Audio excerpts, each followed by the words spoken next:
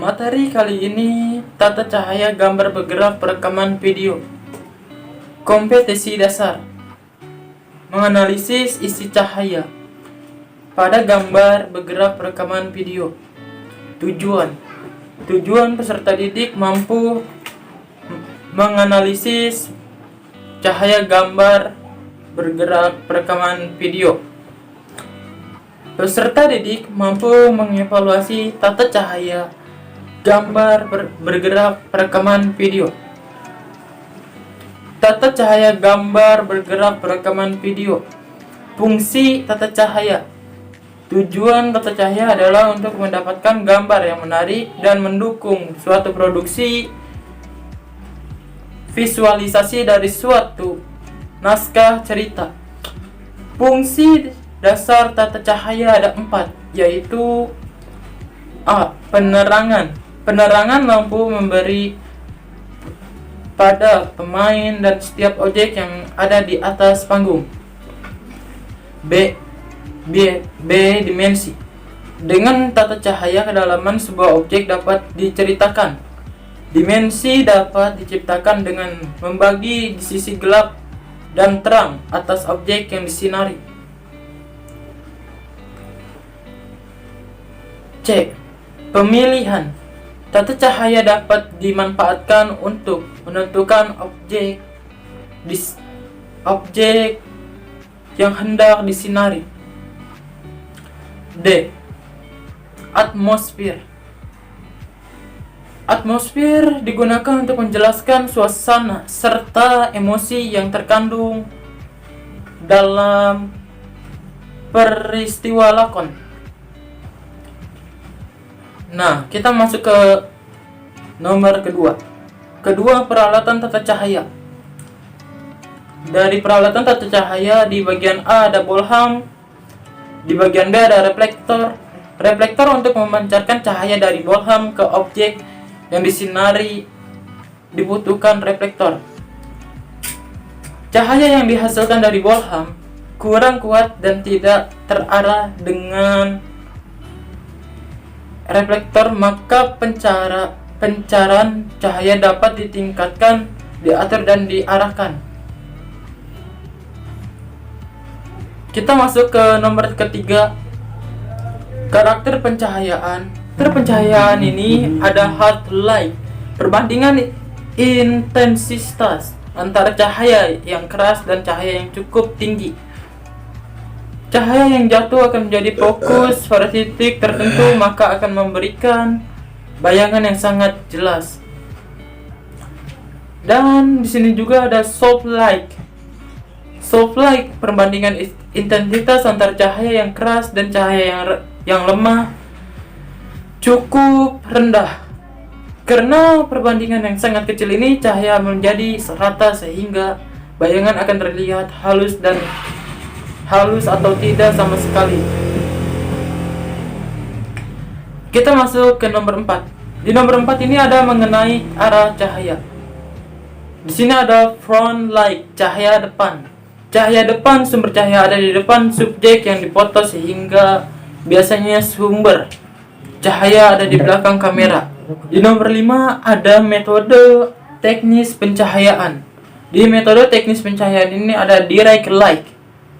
Direct light metode dalam menerapkan jatuhnya sumber cahaya secara langsung diarahkan ke permukaan subjek. Dan di sini juga ada reflect light. Reflected light metode dalam menerapkan jatuhnya sumber cahaya tidak secara langsung, tetapi dengan mengarahkan ke bidang kaup sehingga cahaya yang jatuh ke permukaan subjek adalah cahaya pantulan. Dan di sini juga ada diffused light. Diffused light itu cahaya baur, terjadi ketika sinar matahari tertutup awan, berkabut, atau karena debu. Dan di nomor 6 ini ada prinsip dasar tata cahaya. Di prinsip tata cahaya ini ada cahaya light. Cahaya light adalah pencahayaan utama yang diarahkan pada objek yang ditempat pada sudut 45 derajat di atas subjek. Dan di sini juga ada fill light. Fill light adalah pencahayaan pengisi digunakan untuk menghilangkan bayangan objek yang disebabkan oleh cahaya light. Ditempatkan berseberangan dengan subjek yang mempunyai jarak yang sama dengan cahaya light. Intensitas pencahayaan setengah dari cahaya light. Dan di sini juga ada backlight. Backlight itu adalah pencahayaan dari belakang objek, berfungsi untuk memberikan dimensi agar subjek tidak menyatu dengan latar belakang. Ditempatkan 45 derajat di belakang subjek.